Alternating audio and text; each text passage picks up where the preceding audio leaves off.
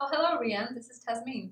Hi, Jasmine. How are you doing? I'm well, thanks. Thank you for agreeing to speak at this time. Just to review, today we'll touch base about my clients that you'll be caring for over the next 2 weeks while I'm away. Are you in a private area to speak? Because I will be sharing personal health details over this call. Yes, I'm in my office alone. Thanks for checking. Great. So, to confirm, while I'm away, I need you to run my antenatal and postnatal clinic visits, sign off on labs, carry my pager, and be on call for any of my clients needing assessments throughout their care, including births. Was that your understanding too? Yes, that was our agreement. Wonderful. I'm so relieved to know that my clients will be well cared for by a supportive provider. Since we have developed this relationship, I feel really good about leaving my clients in your hands when I'm gone. Oh, thanks. I know you do such a great job covering for me too. I'd like to tell you about Florence. She's a lovely multip who's nearing her due date. She may have her baby while I'm gone, so I want to give you a full handover of her details. Great. I'm listening and ready to take notes when you speak. So, Florence is 29-year-old G3P1 at 38 and 6 weeks today. Her due date is September 3rd. Her daughter is 3 years old, and she had a first trimester miscarriage over a year ago. Okay. She has no significant medical or surgical history.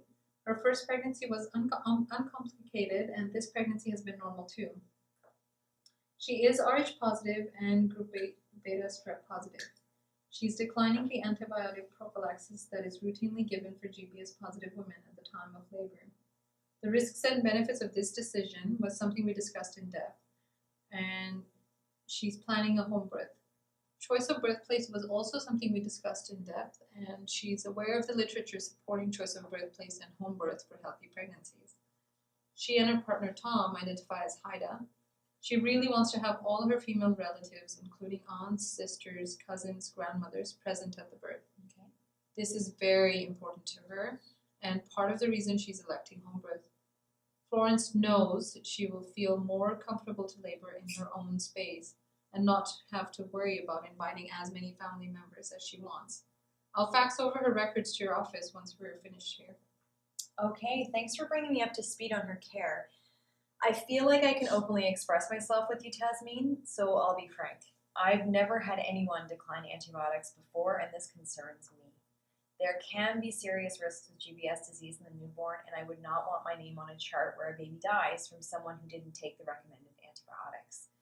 Secondly, what if she goes into labor when I'm busy at the hospital with other patients? I can't be in two places at once. I would hate to be the obstacle between her and a home birth. However, I can understand where you're coming from, Rianne, and I'm glad you feel open to sharing your beliefs and concerns. I understand that this may leave you feeling vulnerable. it just makes me feel a bit uncomfortable taking over responsibility of her care if she declines the routine antibiotics for her GBS status.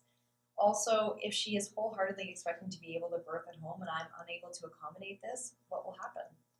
I understand this. I know it goes without saying that both of us love the work we do because we value being able to support women to make their own choices and decisions about this important life transition. Absolutely. I agree. Have you discussed with her the potential that if I am on call when she goes into labor and I can't leave the hospital for another reason, that I may have to recommend she come in to birth in hospital? I understand your concern, Rianne. I haven't yet, but I will make sure Florence is aware of this. Regarding the GBS status, I will leave it in your capable hands to discuss with Florence your concerns about declining the antibiotics. You will see in my charting that I have discussed the risks and benefits of this approach with her and have advised the community standards is to receive the antibiotics. Okay, that sounds reasonable. If you discuss with Florence and then document both these issues in her chart, then it will be clear that she has been informed. I think taking these actions are important for her own birth planning and preparations and for our accountability medically and legally. How do these actions sound to you? No, that sounds fine. If Florence delivers while you're away, do you want me to notify you? Yes, please do that. Even though I will be busy, I believe it's important for me to be able to look into knowing the outcome of the birth and the health of the baby. Please notify me when Florence has delivered, and if we were to wait until I return for you to update me, then I wouldn't be able to support you if something were to happen. So if you could please text to notify me, I would appreciate that. Okay, will do. Have a nice time away. Safe travels. I'll be in touch. Thanks, Rianne. I appreciate it. Take care.